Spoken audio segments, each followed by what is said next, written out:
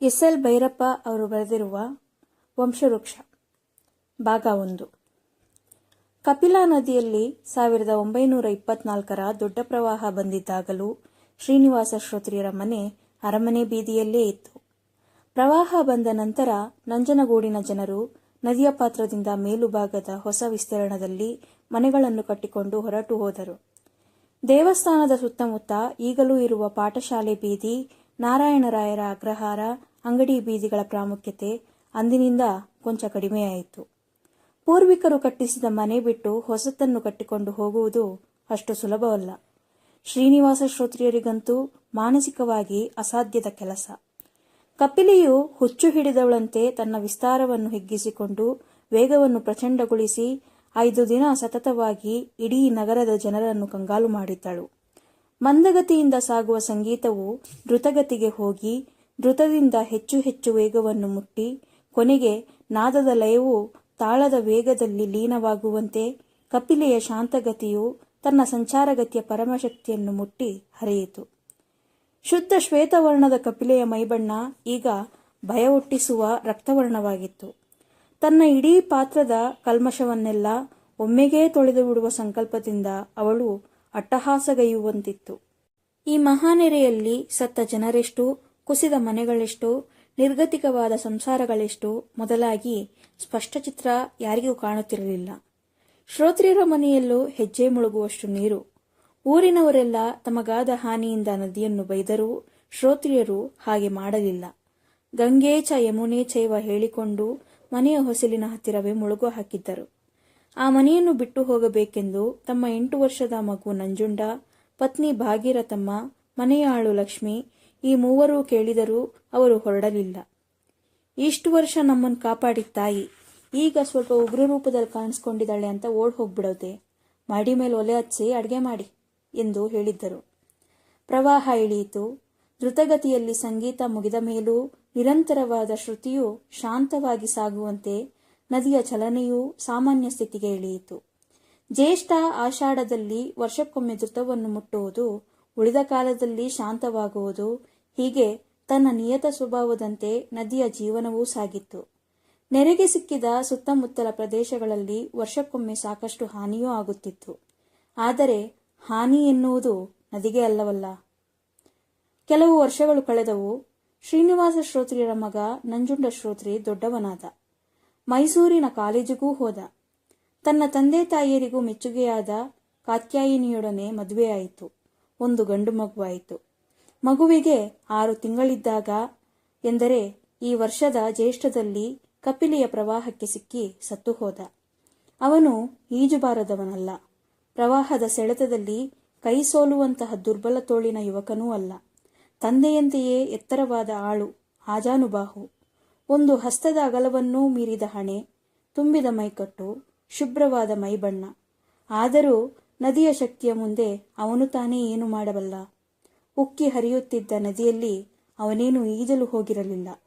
ಮಣಿಕರ್ಣಿಕಾ ಘಟ್ಟದಲ್ಲಿ ಎಚ್ಚರವಾಗಿಯೇ ಸ್ನಾನ ಮಾಡಲು ಇಳಿದಿದ್ದ. ಕಾಲು ಜಾರಿತು.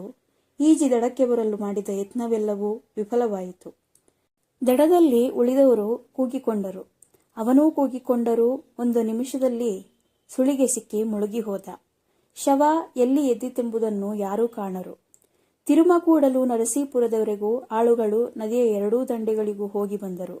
ಸಿಕ್ಕಲಿಲ್ಲ. ಅವನು ಆಹುತಿಯಾದ 4-5 ದಿನಕ್ಕೆ ಪ್ರವಾಹ ಇಳಿಯಿತು. ನದಿಯ ತೀರದಲ್ಲೇ ಅವನ ಅಪರಕರ್ಮಗಳೂ ನಡೆದವು. 6 ತಿಂಗಳು ಕಳೆಯಿತು. ಏಕಮಾತ್ರ ಪುತ್ರನ ಅಕಾಲ ಮರಣದಿಂದ ತಂದೆ ತಾಯಿಗಳಿಗೆ ಆಗುವ ದುಃಖ ಹೆಚ್ಚೋ, 20ನೆಯ ವಯಸ್ಸಿಗೆ ಗಂಡನನ್ನು ಕಳೆದುಕೊಂಡ ಪ್ರೇಮಮಯಿ ಪತ್ನಿಯ ದುಃಖ ಹೆಚ್ಚೋ. ಒಬ್ಬರ ದುಃಖವನ್ನು ಮತ್ತೊಬ್ಬರ ದೃಷ್ಟಿಯಿಂದ ತೂಗಿ ನೋಡುವುದು ಅಸಾಧ್ಯ. ಮಗನ ಮರಣದಿಂದ ಭಾಗೀರಥಮ್ಮನಿಗೆ 1 ತಿಂಗಳಿನಲ್ಲಿ ಮುಪ್ಪು ಬಂತು.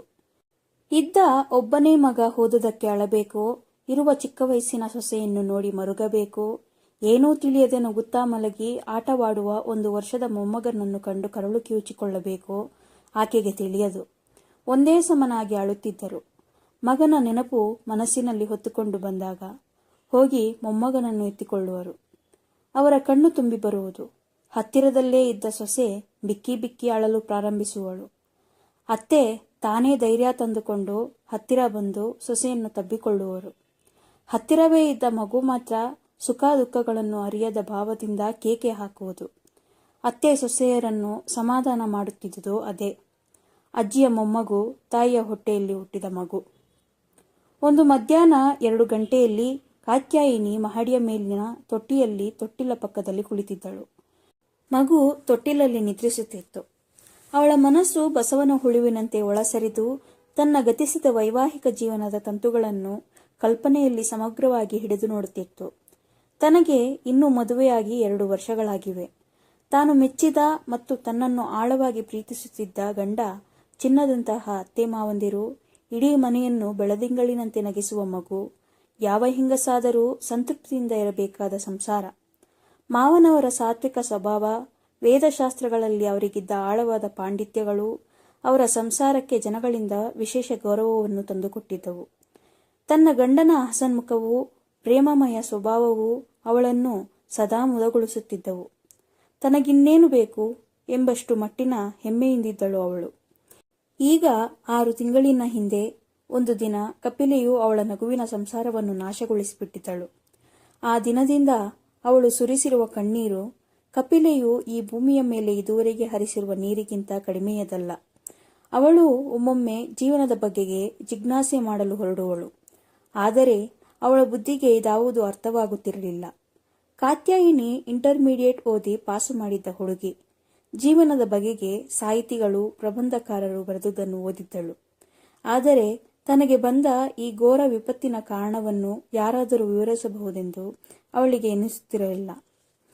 ಯಾರೋ ಮಹಡಿಯ ಮೆಟ್ಟಿಲನ್ನು ಹತ್ತಿ ಬರುತ್ತಿರುವ ಶಬ್ದವಾಯಿತು. ಕಾತ್ಯಾಯಿನಿ ಹಿಂತಿರುಗಿ ನೋಡಿದಳು. ಅವಳ ಮಾವ ಶ್ರೀನಿವಾಸ ಶ್ರೋತ್ರಿಯರು ಮೇಲೆ ಬರುತ್ತಿದ್ದರು. ಅವಳು ತಲೆಯನ್ನು ಕೆಳಗೆ ಮಾಡಿಕೊಂಡು ಮಗು ಮಲಗಿದ್ದರೂ ತೊಟ್ಟಿಲು ತೂಗಲು ಪ್ರಾರಂಭಿಸಿದಳು. ಮೇಲೆ ಬರುತ್ತಲಿದ್ದ ಶ್ರೋತ್ರಿಯರು ಯಾವುದೋ ಆಲೋಚನೆಯಲ್ಲಿ ಮಗ್ನರಾಗಿದ್ದರು. ಸೊಸೆಯ ಕಡೆ ನೋಡಲಿಲ್ಲ. ನೇರವಾಗಿ ಮಹಡಿಯ ಮೇಲಿದ್ದ ಬೇರೊಂದು ಕೋಣೆಗೆ ಹೋದರು. ಆ ಕೋಣೆ ಅವರ ಗ್ರಂಥಾಲಯ. ಅದರ ತುಂಬ ಓಲೆಗರಿಗಳು, ಅಚ್ಚಾದ ಗ್ರಂಥಗಳು ಮತ್ತು ಅವರೇ ಸ್ವತಃ ಕೈಬರಹದ ಪ್ರತಿ ಮಾಡಿದ ಕೆಲವು ಪುಸ್ತಕಗಳೂ ಇವೆ. ಒಂದು ಗೂಡಿನಲ್ಲಿ ರಾಗಿಯನ್ನು ಸುಟ್ಟು ಮನೆಯಲ್ಲೇ ತಯಾರಿಸಿದ ಬರೆಯುವ ಮಸಿ ಲೇಖನಿಗಳಿವೆ. ಕಿಟಕಿಯ ಹತ್ತಿರ ಒಂದು ಗೋಡೆಗೆ ಒರಗಿ ಕೂರುವಂತೆ ಒಂದು ದೊಡ್ಡ ಹುಲಿಯ ಚರ್ಮ ಹಾಸಿ ಅದರ ಮೇಲೆ ಒರಗುವ ದಿಂಬನ್ನು ಇಟ್ಟಿದೆ. ಎದುರಿಗೆ ಮಡಿಸಲು ಬರುವಂತ ವ್ಯಾಸಪೀಠ. ಸುಮಾರು 30 ವರ್ಷಗಳಿಗೂ ಮಿಕ್ಕಿ ಅವರು ಈ ಕೋಣೆಯಲ್ಲೇ ಕುಳಿತು ವೇದ, ಶಾಸ್ತ್ರ, ಪುರಾಣ, ಧರ್ಮಶಾಸ್ತ್ರ, ಆಯುರ್ವೇದಗಳ ಅಧ್ಯಯನ ಮಾಡುತ್ತಿದ್ದಾರೆ. ಮಗ ಸತ್ತ ಮೇಲೆ ಉತ್ತರ ಕ್ರಿಯೆಗಳಾಗುವವರೆಗೂ ಅವರು ಈ ಕೋಣೆಗೆ ಹೋಗಿರಲಿಲ್ಲ. ಎಲ್ಲವೂ ಮುಗಿದ ನಂತರ 1-2 ವಾರಗಳೂ ಹೋಗುತ್ತಿರಲಿಲ್ಲ. ಹೆಂಡತಿಗೂ ಸೊಸೆಗೂ ಸಮಾಧಾನ ಹೇಳುತ್ತಾ ಅವರ ಸಂಗಡವೇ ಇರುತ್ತಿದ್ದರು. ಈಗ ಅವರು ಎಂದಿನಂತೆ ಅಧ್ಯಯನದ ಕೋಣೆ ಸೇರುತ್ತಾರೆ. ಅವರ ಪತ್ನಿ ಭಾಗೀರಥಮ್ಮ ಮನೆಯಲ್ಲೇ ಇದ್ದ ಹೆಣ್ಣಾಳು ಲಕ್ಷ್ಮಿಯ ಜೊತೆ ಇರುತ್ತಾರೆ. ಒಮ್ಮೊಮ್ಮೆ ಸೊಸೆ ಹತ್ತಿರ ಬಂದು ಕುಳಿತುಕೊಳ್ಳುತ್ತಾರೆ. ಮಗನನ್ನು ನೆನೆಸಿಕೊಂಡು ಅತ್ತೆ ಅಳುತ್ತಿದ್ದರು. ಗಂಡನ ಸ್ಮರಣೆಯಲ್ಲಿ ಕಾತ್ಯಾಯಿನಿ ಸ್ಥಿರವಾದ ಅಶ್ರುಧಾರೆ ಹರಿಸುತ್ತಿದ್ದಳು. ಮನೆಯ ಆಳು ಲಕ್ಷ್ಮಿ. ಅವಳು ಭಾಗೀರಥಮ್ಮನ ವಯಸ್ಸಿನವಳು. ಮೌನವಾಗಿ ದುಃಖಿಸುತ್ತಿದ್ದಳು. ಆದರೆ ಮಾವ ಶ್ರೋತ್ರಿಯರು ಒಂದು ಹನಿ ಕಣ್ಣೀರು ಮಿಡಿದುದನ್ನು ಕಾತ್ಯಾಯಿನಿ ನೋಡಿರಲಿಲ್ಲ. ಅವರು ಕಠಿಣ ಹೃದಯಿಗಳಲ್ಲವೆಂಬುದನ್ನು ಅವಳು ಬಲ್ಲಳು. ಆದರೆ ಅವರ ಸಹನಶಕ್ತಿಯ ಆಳ ಅವಳ ಗ್ರಹಣ ಶಕ್ತಿಗೆ ಸಿಕ್ಕುತ್ತಿರಲಿಲ್ಲ. ಸಂಜೆ 5 ಗಂಟೆಯಾದರೂ ಮಗು ನಿದ್ರೆ ಮಾಡುತ್ತಿತ್ತು. ಕಾತ್ಯಾಯಿನಿ ಕುಳಿತಲ್ಲಿಯೇ ಕುಳಿತು ಎಂದಿಗೂ ತುಂಬಲಾರದ ತನ್ನ ಹಾನಿಯಲ್ಲೇ ಮನಸ್ಸನ್ನು ಮುಳುಗಿಸಿದ್ದಳು. ಹಿಂದುಗಡೆ ನಿಂತು ಮಾವ ಕೂಗಿದುದು ಅವಳಿಗೆ ದೂರದಿಂದ ಯಾರೋ ಕೂಗಿದಂತೆ ಕೇಳಿಸಿತು. ಮಗು. ಕಾತ್ಯಾಯಿನಿ ಹಿಂತಿರುಗಿ ನೋಡಿದಳು. ಶ್ರೋತ್ರಿಯರು ಮೆಟ್ಟಿಲಿನ ಹತ್ತಿರ ನಿಂತಿದ್ದರು. ತಾನು ಕುಳಿತಲ್ಲಿಂದ ಅವಳು ಎದ್ದು ನಿಂತಳು. ಕೆಳಗೆ ಇಳಿಯುವುದರಲ್ಲಿದ್ದ ಶ್ರೋತ್ರಿಯರು ಹಾಗೆಯೇ ಮೇಲೆ ಬಂದು ಅವಳ ಹತ್ತಿರ ಇದ್ದ ಕಂಬದ ಹತ್ತಿರ ಕೂತ್ಕೋ ಮಗು ಎಂದರು. ಕಾತ್ಯಾಯಿನಿ ತಲೆ ಬಗ್ಗಿಸಿ ಮೂಕಿಯಂತೆ ಕುಳಿತಳು. ಅವಳು ಮಾವನವರ ಸಂಗಡ ಮಾತಾಡುತ್ತಿರಲಿಲ್ಲವೆಂದಲ್ಲ. ಮನೆಯ ಸೊಸೆಯಾಗಿ ಈ ಸಂಸಾರವನ್ನು ಸೇರಿದ ಮೇಲೆ ಅವರಿಬ್ಬರು ತಂದೆ ಮಗಳಷ್ಟು ಸಲಿಗೆಯಿಂದಿದ್ದರು. ಆದರೆ ಗಂಡ ಸತ್ತ ಮೇಲೆ ಅವಳೇ ಯಾರೊಡನೆಯೂ ಹೆಚ್ಚು ಮಾತನಾಡುತ್ತಿಲ್ಲ. ಈಗ ಶ್ರೋತ್ರಿಯರೇ ಕೇಳಿದರು. ನಾನು ಹೇಳ್ದಾಗೆ ಭಗವದ್ಗೀತೆ ಓದ್ತಾ ಇದೆಯಾ ಮಗು? ಅವಳು ಯಾವ ಉತ್ತರವನ್ನೂ ಕೊಡದೆ ಮೊದಲಿನಂತೆಯೇ ಕುಳಿತಿದ್ದಳು. 2 ನಿಮಿಷದ ನಂತರ ಅವರು ಮತ್ತೊಮ್ಮೆ ಕೇಳಿದಾಗ ಹೇಳಿದಳು, ಓದೋಣ ಅಂತ ಪ್ರಯತ್ನ ಮಾಡಿದೆ. ನನಗೆ ಅದು ಅರ್ಥವಾಗೋದಿಲ್ಲ. ಅದರಲ್ಲಿ ಮನಸ್ಸೂ ಬರಲ್ಲ. ಅರ್ಥವಾದಷ್ಟೇ ಸಾಕು ಅಂತ ಓದ್ತಿರ್ಬೇಕು. ನಿಧಾನವಾಗಿ ಆಗುತ್ತೆ. ಒಂದು ಕ್ಷಣ ಸುಮ್ಮನಿದ್ದು ಕಾತ್ಯಾಯಿನಿ ಹೇಳಿದಳು, ಭಗವದ್ಗೀತೆಯಲ್ಲಿ ಹೇಳಿರೋ ವೇದಾಂತ ನಮಗೆ ತೀರಾ ದೊಡ್ಡದು. ನಮ್ಮ ದುಃಖ ಪರಿಹಾರ ಮಾಡೋ ಶಕ್ತಿ ಯಾವ ವೇದಾಂತಕ್ಕೂ ಇಲ್ಲ. ಓದಿ ಏನು ಪ್ರಯೋಜನ? ಶ್ರೋತ್ರಿಯರು ವಿಷಾದದಿಂದ ನಕ್ಕು ಸಾಂತ್ವನದ ಧ್ವನಿಯಲ್ಲಿ ಎಂದರು, ನಮ್ಮ ದುಃಖ ನಾವೇ ಅನುಭವಿಸಬೇಕು ಅನ್ನೋದು ನಿಜ. ಯಾವ ಗ್ರಂಥವೂ ಯಾರೂ ಅದನ್ನು ನಮ್ಮಿಂದ ತಗೊಳ್ಳೋಕೆ ಆಗಲ್ಲ. ಆದರೆ ಈ ಮಹಾನ್ ಜಗತ್ತಿನ ಆಗು ಹೋಗುಗಳಿಗೆ ಹೋಲಿಸಿದರೆ ನಮ್ಮೊಬ್ಬರ ದುಃಖ ಎಷ್ಟು ಮಾತ್ರದ್ದು ಅನ್ನೋದು ಈ ಗ್ರಂಥಗಳಿಂದ ತಿಳಿಯುತ್ತೆ. ಆಗ ದುಃಖ ಸಹಿಸೋದು ಸುಲಭವಾಗುತ್ತೆ. ಅದಕ್ಕೆ ಸ್ವಲ್ಪ ಮನಸ್ಸು ಕೊಟ್ಟು ಓದು. ಶ್ರೋತ್ರಿಯರು ಹೀಗೆ ಹೇಳುತ್ತಿರುವಾಗ ತೊಟ್ಟಿಲಲ್ಲಿ ಮಲಗಿದ್ದ ಮಗುವಿಗೆ ಎಚ್ಚರವಾಯಿತು. ನಿದ್ರೆ ತಿಳಿದಿದ್ದ ಅದು ಅಳುವುದಕ್ಕೆ ಆರಂಭಿಸಿತು. ಮಗುನ ಸಮಾಧಾನ ಮಾಡಿ ತಂದ್ಕೊಡು ಎಂದು ಹೇಳಿ ಅವರು ಕೆಳಗೆ ಇಳಿದು ಹೋದರು. ಕಾತ್ಯಾಯಿನಿ ಅದನ್ನು ಎತ್ತಿಕೊಂಡು ಮೊಲೆಯುಳಿಸುತ್ತಾ ಕುಳಿತುಕೊಂಡಳು. ತಾಯಿಯ ತೊಡೆಯ ಮೇಲೆ ಮಲಗಿ ಹಾಲು ಕುಡಿಯುತ್ತಾ ಅದು ಸುಮ್ಮನಾಯಿತು. ಅದಕ್ಕೆ ಹಾಲುಣಿಸುವಾಗ ಅವಳಿಗೆ ಗಂಡನ ನೆನಪು ಬರುವುದು.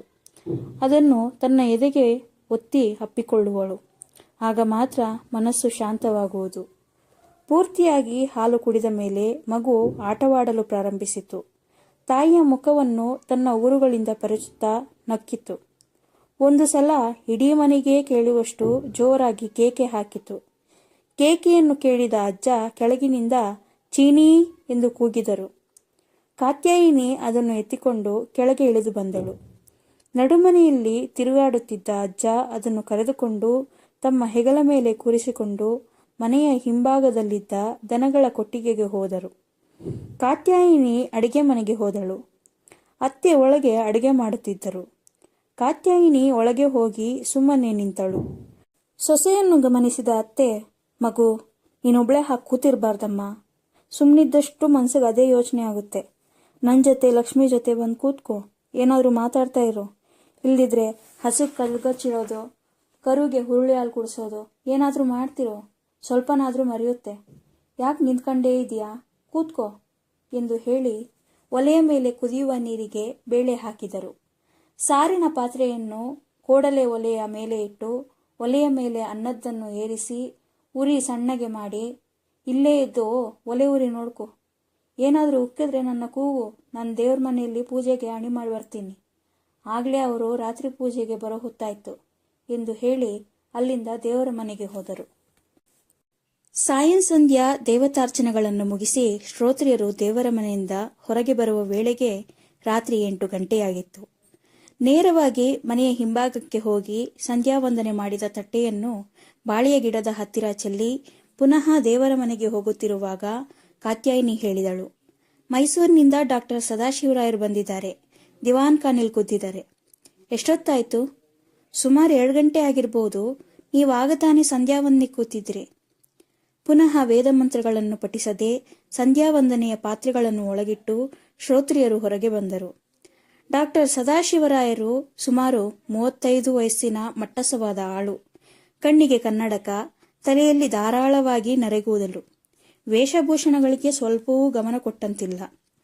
ದಿವಾನ್ ಖಾನೆಯ ಕುರ್ಚಿಯೊಂದರ ಮೇಲೆ ಕುಳಿತು ಅವರು ಒಂದು ಸಂಸ್ಕೃತ ಗ್ರಂಥವನ್ನು ನೋಡುವುದರಲ್ಲಿ ಮಗ್ನರಾಗಿದ್ದರು.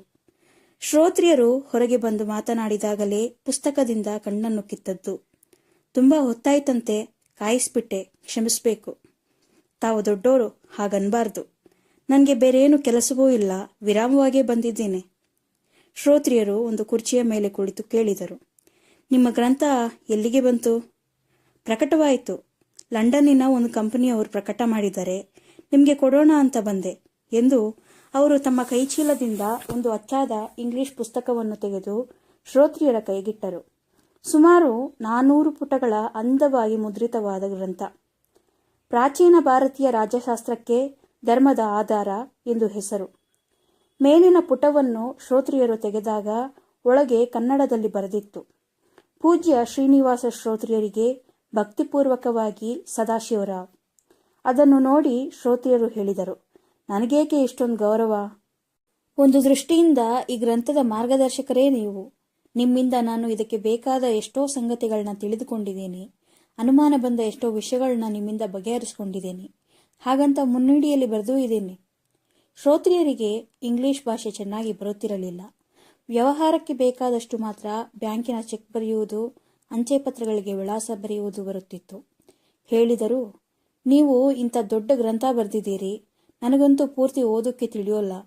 ನನ್ನ ಸೊಸೆಯಾದರೂ ಓದಿಯಾಳು. ಆಮೇಲೆ ಗ್ರಂಥವನ್ನು ದಿವಾನ್ಖಾನೆಯ ಬೀರುವಿನ ಮೇಲಿಟ್ಟು, ಹೇಳಿ, ಕೈಕಾಲು ತೊಳೆದುಕೊಳ್ಳಿ, ಊಟ ಮಾಡಿ ನಿಧಾನವಾಗಿ ಮಾತಾಡೋಣ ಎಂದರು. ಅಡುಗೆ ಮನೆಗೂ ದೇವರ ಮನೆಗೂ ನಡುವಿನ ಅಂಗಳದಲ್ಲಿ ಅವರಿಬ್ಬರು ಊಟಕ್ಕೆ ಕುಳಿತರು. ಭಾಗೀರಥಮ್ಮ ಬಡಿಸುತ್ತಿದ್ದರು. ಒಂದೆರಡು ತುತ್ತು ತಿಂದ ಮೇಲೆ ಡಾಕ್ಟರ್ ಸದಾಶಿವರಾಯರು ಅಚಾನಕವಾಗಿ ಕೇಳಿದರು, ಎಲ್ಲಿ ನಂಜುಂಡ ಶ್ರೋತ್ರಿ ಕಾಣೋದಿಲ್ವಲ್ಲ? ಶ್ರೋತ್ರಿಯರು ಒಂದು ಕ್ಷಣ ವಿಚಲಿತರಾದರೂ ಶಾಂತರಾಗಿ, ಊಟವಾದ್ಮೇಲೆ ಮಾತಾಡೋಣ, ಎಲ್ಲನೂ ಹೇಳ್ತೀನಿ ಎಂದರು. ಡಾಕ್ಟರ್ ರಾಯರು ಶ್ರೋತ್ರಿಯರ ಸತ್ತು ಹೋದ ಮಗನ ಗುರುಗಳು. ಅವನು BA ಓದುತ್ತಿದ್ದಾಗ ಅವರು ಇತಿಹಾಸದ ಪಾಠ ಹೇಳುತ್ತಿದ್ದರು. ಅವನಿಂದಲೇ ಅವರಿಗೆ ಶ್ರೋತ್ರಿಯರ ಪರಿಚಯವಾಗಿ ಅವರ ಪಾಂಡಿತ್ಯದ ಪ್ರಯೋಜನ ತೆಗೆದುಕೊಳ್ಳುವ ಅವಕಾಶ ದೊರೆತದು. ಈಗ ಇವರು ಹೇಳಿದ ಉತ್ತರದಿಂದ ರಾಯರ ಮನಸ್ಸಿನಲ್ಲಿ ಒಂದು ಶಂಕೆ ಎದ್ದಿತು. ಅವರು ಸಂಜೆ ಇಲ್ಲಿಗೆ ಬಂದಾಗ ಕಾತ್ಯಾಯಿನಿ ಬಂದು ಬಾಗಿಲು ತೆಗೆದಿದ್ದಳು. ಅವಳ ಮದುವೆಗೆ ಅವರು ಹೋಗಿದ್ದರು. ಒಂದೆರಡು ಸಲ ಇಲ್ಲಿಗೆ ಬಂದಾಗಲೂ ಅವರು ಅವಳೊಡನೆ ಮಾತನಾಡಿದ್ದರು. ಅವಳು ಅವರೊಡನೆ ನಿಸ್ಸಂಕೋಚವಾಗಿ ಮಾತನಾಡುತ್ತಿದ್ದಳು. ಆದರೆ ಈ ದಿನ, ಕೂತ್ಕೊಳ್ಳಿ, ಸಂಧ್ಯಾ ವಂದನೆಗೆ ಈಗ ತಾನೇ ಕೂತಿದ್ದಾರೆ, 1 ಗಂಟೆಯಲ್ಲಿ ಹೊರಗೆ ಬರ್ತಾರೆ ಎಂದು ತಲೆ ತಗ್ಗಿಸಿಕೊಂಡು ಹೇಳಿ ಒಳಗೆ ಬಂದಿದ್ದಳು. 6 ಗಂಟೆಯ ಸಂಜೆಯಲ್ಲಿ ಅವಳ ಮುಖ ಅವರಿಗೆ ಸರಿಯಾಗಿ ಕಂಡಿರಲಿಲ್ಲ. ಊಟವಾದ ನಂತರ ಅವರಿಬ್ಬರು ದಿವಾನ್ಖಾನೆಗೆ ಬಂದು ತಾಂಬೂಲದ ತಟ್ಟೆಯ ಮುಂದೆ ಕುಳಿತರು. ಶ್ರೋತ್ರಿಯರು, ನಾನು ತಾಂಬೂಲ ಹಾಕೋದನ್ನು ಬಿಟ್ಬಿಟ್ಟೆ, ನೀವು ತಗೊಳ್ಳಿ ಎಂದ ಮೇಲೆ ರಾಯರು 4 ಎಲೆಗಳನ್ನು ಹಾಕಿಕೊಂಡ ನಂತರ ಕೇಳಿದರು, ಯಾಕೆ, ನಂಜುಂಡ ಶ್ರೋತ್ರಿ ಊರಲ್ಲಿಲ್ವೇ? ಶ್ರೋತ್ರಿಯರು ಶಾಂತ ಸ್ವರದಿಂದ ಹೇಳಿದರು, ಇಲ್ಲ, ನಿಮ್ಮ ಶಿಷ್ಯನನ್ನ ಕಪಿಲೆ ತಗೊಂಡ್ಬಿಟ್ಲು. ಹೋದ ಜ್ಯೇಷ್ಠದಲ್ಲಿ ಕಾಲು ಜಾರು ಬಿದ್ದುಬಿಟ್ಟ, ಮತ್ತೆ ದಡ ಸೇರಲಿಲ್ಲ. ಡಾಕ್ಟರ್ ರಾಯರಿಗೆ ಈ ಮಾತನ್ನು ಕೇಳಿ ಆಘಾತವಾಯಿತು. ಆದರೂ ತಕ್ಷಣ ಈ ಮಾತನ್ನು ನಂಬುವುದು ಕಷ್ಟವಾಯಿತು. ಅವರು ಅವಾಕಾಗಿ ಇವರ ಮುಖವನ್ನು ನೋಡುತ್ತಾ ಕುಳಿತರು.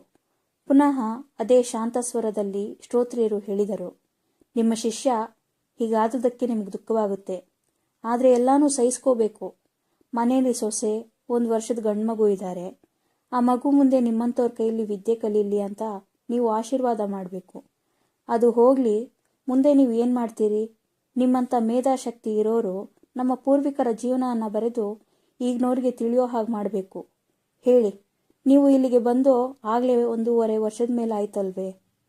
ಶ್ರೋತ್ರಿಯರ ವ್ಯಕ್ತಿತ್ವದ ಬಗೆಗೆ ರಾಯರಲ್ಲಿ ಅಪಾರ ವಿಶ್ವಾಸ ಗೌರವಗಳಿದ್ದವು. ಆದರೆ ಇದ್ದ ಒಬ್ಬ ಮಗನು ಸತ್ತ ಸಂದರ್ಭದಲ್ಲೂ ತನ್ನ ವೈಯಕ್ತಿಕ ದುಃಖವನ್ನು ನುಂಗಿಕೊಂಡು ಅವರು ಇಷ್ಟು ಶಾಂತರಾಗಿರಬಲ್ಲರೆಂದು ರಾಯರು ಕಲ್ಪಿಸಿಕೊಂಡಿರಲಿಲ್ಲ. ಅಂತಹ ಯೋಚನೆ ಅವರ ಮನಸ್ಸಿನಲ್ಲಿ ಸುಳಿಯುವ ಸಂದರ್ಭವೂ ಇರಲಿಲ್ಲ. ಮಗನ ಮರಣದ ಬಗೆಗೆ ಮಾತನ್ನು ಬೆಳೆಸುವುದು ಅವರಿಗೆ ಇಷ್ಟವಿಲ್ಲವೆನ್ನುವುದನ್ನು ಅವರ ಮಾತಿನಿಂದಲೇ ಅರಿತ ರಾಯರು ಹೇಳಿದರು. ಈ ಗ್ರಂಥ ನನಗೆ ತುಂಬ ಯಶಸ್ಸು ತಂದಿತು. ಇದನ್ನು ಮೆಚ್ಚಿ ಯುರೋಪ್ ದೇಶಗಳ ಅನೇಕ ವಿದ್ವಾಂಸರು ಕಾಗದ ಬರೆದಿದ್ದಾರೆ. ಆದರೆ ಈ ಒಂದು ಗ್ರಂಥದಿಂದ ನನ್ನ ಮನಸ್ಸಿಗೆ ತೃಪ್ತಿ ಇಲ್ಲ. ಪ್ರಾಚೀನ ಭಾರತೀಯ ರಾಜ್ಯಶಾಸ್ತ್ರಕ್ಕೆ ಧರ್ಮದ ಆಧಾರ ಅನ್ನೋ ವಿಷಯ ಕುರಿತು ಸಂಶೋಧನೆ ಮಾಡುತ್ತಿರುವಾಗ ಪ್ರಾಚೀನ ಭಾರತದ ಇಡೀ ಜನಜೀವನಕ್ಕೆ ಧರ್ಮದ ಆಧಾರವಿದ್ದ ಅಂಶವನ್ನು ಮನಗಂಡೆ. ಹಾಗೇ ಈ ದೇಶದ ಸಾಂಸ್ಕೃತಿಕ ಪರಂಪರೆಯನ್ನು ಇತಿಹಾಸಕಾರರು ತಿಳಿಯಬಹುದಾದ ಕಾಲದಿಂದ ಈ ದಿನದವರೆಗೆ ವರ್ಣಿಸಬೇಕೆಂಬ ಆಕಾಂಕ್ಷೆ ಮನಸ್ಸಿನಲ್ಲಿ ಹುಟ್ಟಿದೆ. ಸುಮಾರು 5 ಸಂಪುಟಗಳಲ್ಲಿ ಪ್ರಕಟವಾಗಬಹುದಾದ ಇದನ್ನು 25 ವರ್ಷಗಳಲ್ಲಿ ಬರೆದು ಮುಗಿಸಬಲ್ಲೆ ಅನ್ನೋ ನಂಬಿಕೆ ನನಗಿದೆ. ಈಗ ಮುಗಿಸಿದ ಗ್ರಂಥಕ್ಕೆ ದೊರೆತ ಹಾಗೆ ಈ ಪುಸ್ತಕಕ್ಕೂ ನಿಮ್ಮ ಸಹಾಯ, ಆಶೀರ್ವಾದಗಳು ಬೇಕು.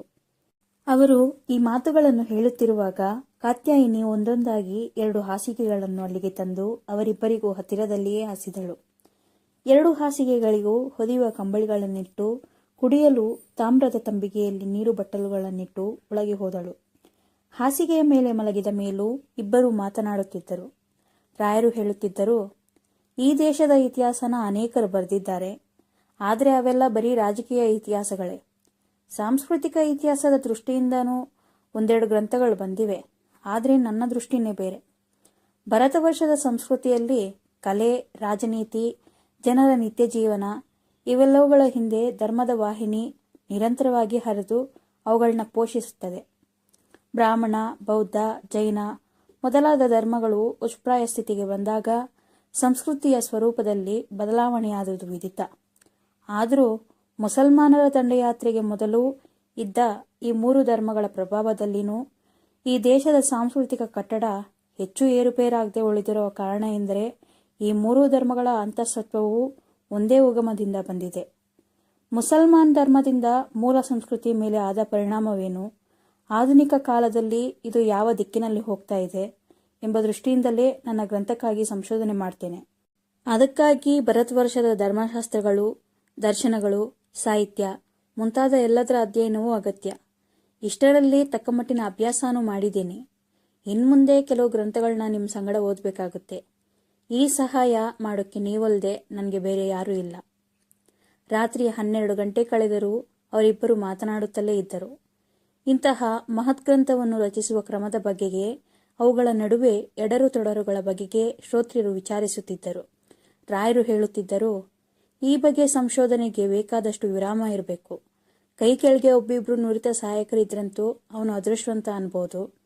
ಎಷ್ಟೋ ಗ್ರಂಥಗಳು ನಾವಿರೋದಿಲ್ಲ. ಅವುಗಳಿಗಾಗಿಯೇ ದೇಶದ ಇತರ ಪುಸ್ತಕ ಭಂಡಾರಗಳಲ್ಲಿ ಕೆಲವು ಕಾಲ ಕಳಿಬೇಕು. ಐತಿಹಾಸಿಕ ಪ್ರಾಮುಖ್ಯ ಪಡೆದಿರುವ ಎಲ್ಲ ಸ್ಥಳಗಳನ್ನು ಸಂದರ್ಶಿಸಿ ಸ್ವತಃ ಕಣ್ಣುಗಳಿಂದ ಅಧ್ಯಯನ ಮಾಡಬೇಕು. ಈ ಎಲ್ಲಕ್ಕೂ ಹಣ ಬೇಕು. ನನ್ನ ಪ್ರಕಟವಾದ ಪುಸ್ತಕಗಳನ್ನು ಸಂಗಡವಿಟ್ಟು ನನ್ನ ಹೊಸ ಪುಸ್ತಕದ ಬಗೆಗೆ ತಿಳಿಸಿ ಮಹಾರಾಜ ಕೃಷ್ಣರಾಜ ಒಡೆಯರ್ಗೆ ಒಂದು ಬಿನ್ನಹ ಬರೆದಿದ್ದೇನೆ. ಬರೋ ಸೋಮವಾರ ಮಧ್ಯಾಹ್ನ 3ಕ್ಕೆ ಹೋಗಿ ದೊರೆಗಳನ್ನ ಕಾಣಬೇಕು ಅಂತ ಅವರ ಆಪ್ತ ಕಾರ್ಯದರ್ಶಿ ನನಗೆ ಕಾಗದ ಬರೆದಿದ್ದಾರೆ. ಮಹಾರಾಜರು ಸಹಾಯ ಮಾಡ್ಬೋದು ಅಂತ ಕಾಣುತ್ತೆ. ಶ್ರೋತ್ರಿಯರು ಎಲ್ಲವನ್ನೂ ಆಸ್ಥೆಯಿಂದ ಕೇಳುತ್ತಿದ್ದರು. ಅವರಿಬ್ಬರಿಗೂ ನಿದ್ರೆ ಬಂದಾಗ 2 ಗಂಟೆಯ ಮೇಲಾಗಿತ್ತು. ಶ್ರೋತ್ರಿಯರು ಯಥಾರೀತಿ ಬೆಳಗಿನ 4 ಗಂಟೆಗೆ ಎದ್ದು ಮನೆಯ ಹಿಂದೆ 100 ಗಜ ದೂರದಲ್ಲಿ ಹರಿಯುತ್ತಿದ್ದ ಗುಂಡಲ ಹೊಳೆಯ ಕಡೆಗೆ ಹೋದರು. ಕೃಷ್ಣ ಪಕ್ಷವಾದುದರಿಂದ ಮುಗಿಲಿನಲ್ಲಿ ತಿಂಗಳಿರಲಿಲ್ಲ. ಶುಕ್ರಗ್ರಹ ಮಾತ್ರ ಒಳೆಯುತ್ತಿತ್ತು. ಆದರೆ ಮುಗಿಲು ತುಂಬ ನಗುವ ಚುಕ್ಕೆಗಳು ಅನಂತದ ಕಲ್ಪನೆಯನ್ನು ಮನಸ್ಸಿಗೆ ತಂದುಕೊಡುತ್ತಿದ್ದವು. ಪ್ರಶಾಂತವಾದ ಮುಂಜಾವಿನಲ್ಲಿ ನಕ್ಷತ್ರಗಳ ಕೆಳಗೆ ನಡೆದು ಶೌಕಾಚಾರ್ಯ ಮುಗಿಸಿ ಅವರು ದನದ ಕೊಟ್ಟಿಗೆಗೆ ಬಂದರು. ಅವರ ಬರುವನ್ನು ಕಂಡು ಎದ್ದು ನಿಂತ ಹಸುಗಳ ಮೈ ತಡವಿ ಯಾವ ಹಸು ಎಷ್ಟು ಹುಲ್ಲು ತಿಂದಿದೆ ಎಂದು ಪರೀಕ್ಷಿಸಿ ಅವುಗಳನ್ನು ಹೊರಗೆ ಕಟ್ಟಿ ಅವರು ಒಳಗೆ ಬರುವ ವೇಳೆಗೆ ಭಾಗೀರಥಮ್ಮನೂ ಎದ್ದಿದ್ದರು. ಒಂದು ಪಂಚೆ, ಒಂದು ತಂಬಿಗೆಯನ್ನು ಕೈಲಿ ಹಿಡಿದು ಶ್ರೋತ್ರಿಯರು ದೇವಸ್ಥಾನದ ಮುಂಭಾಗದಿಂದ ಮಣಿಕರ್ಣಿಕಾ ಘಟ್ಟಕ್ಕೆ ಹೋದರು. ಕಪಿಲೆಯು ಶಾಂತಳಾಗಿ ಷಡ್ಜದ ಶ್ರುತಿಯಂತೆ ಹರಿಯುತ್ತಿದ್ದಳು. ನದಿಯಲ್ಲಿ ಮಿಂದು ಉಟ್ಟ ಪಂಚೆ ಒಗೆದು ತಂಬಿಗೆಯಲ್ಲಿ ನೀರು ತುಂಬಿ ಅವರು ಮನೆಗೆ ಬರುವ ವೇಳೆಗೆ ಎಂದಿನಂತೆ ಕಾಗೆಗಳು ಕೂಗುತ್ತಿದ್ದವು. ಅಷ್ಟರಲ್ಲಿ ಭಾಗೀರಥಮ್ಮ ಮನೆಯಲ್ಲೇ ಸ್ನಾನ ಮಾಡಿ ದೇವರ ಮನೆ ಸಾರಿಸಿ ರಂಗವಲ್ಲಿ ಇಟ್ಟು ಪೂಜೆಗೆ ಅಣಿ ಮಾಡಿದ್ದರು. ಡಾಕ್ಟರ್ ರಾಯರು ಎದ್ದಾಗ ಬೆಳಗ್ಗೆ 8 ಗಂಟೆ. ಅವರು ಪ್ರತಿದಿನ ಏಳುವ ಹೊತ್ತೇ ಅದು. ರಾತ್ರಿ ಮಲಗುತ್ತಿದ್ದುದು 2 ಗಂಟೆಗೆ. ಎದ್ದು ಕುರ್ಚಿಯ ಮೇಲೆ ಕೂತಿದ್ದಾಗ ಕಾತ್ಯಾಯಿನಿ ಅಲ್ಲಿಗೆ ಬಂದು ಹೇಳಿದಳು, ದೇವರ ಪೂಜೆ ಮಾಡ್ತಿದ್ದಾರೆ, ಇನ್ನೇನು ಮಂಗಳಾರತಿ ಆಗುತ್ತೆ, ನೀವು ಸ್ನಾನ ಮಾಡಿ, ನೀರು ಸಿದ್ಧವಾಗಿದೆ. ಸ್ನಾನವಾದ ಮೇಲೆ ರಾಯರು ದೇವರ ಕೋಣೆಯ ಬಾಗಿಲ ಹತ್ತಿರ ನಿಂತುಕೊಂಡರು. ಮಂಗಳಾರತಿಯಾದ ನಂತರ ಅವರಿಗೂ ಶ್ರೋತ್ರಿಯರು ಮಂಗಳಾರತಿ ತೀರ್ಥಗಳನ್ನು ಕೊಟ್ಟರು. ರಾಯರು ಅದೇ ದಿನ ಮಧ್ಯಾಹ್ನ ಮೈಸೂರಿಗೆ ಹಿಂದಿರುಗಬೇಕಾಗಿತ್ತು. ಶ್ರೋತ್ರಿಯರು ಬೆಳಗಿನ ಉಪಹಾರ ಮಾಡುತ್ತಿರಲಿಲ್ಲವಾದುದರಿಂದ ರಾಯರಿಗೆ ಮಾತ್ರ ಉಪಹಾರವಾಯಿತು. ಅತಿಥಿಗಳನ್ನು ಮನೆಯಲ್ಲೇ ಕೂರಿಸಿ ಶ್ರೋತ್ರಿಯರು 11 ಗಂಟೆಯ ವೇಳೆಗೆ ಸ್ವಲ್ಪ ಹೊರಗೆ ಹೋಗಿ ಬಂದರು.